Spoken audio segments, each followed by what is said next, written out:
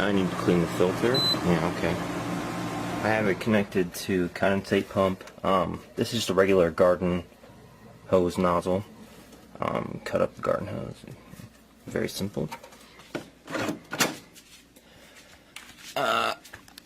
Clean the filter. Very easy. Take it off. I'll probably run the dry vac over it. Doesn't look too bad. And then just snap it back on. Much easier than other models I've dealt with. Keep it on all the time, otherwise I just want to keep bugs out. Fan speed, high, medium, low. If I clean the filter, I just hold this button down and reset it. And yeah, humidity in here is about 27%. Without this thing it would be about 42, I think. I haven't let it go that high. I guess if you were gonna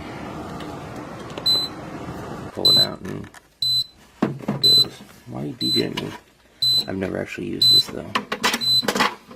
But it looks like there's a plastic cover and you would have to pour it out through here. Okay, so then that's good. It won't splash on you as you're carrying it. It's not very big though. But this is 70 pints a day unit, so I guess they expect you to drain it.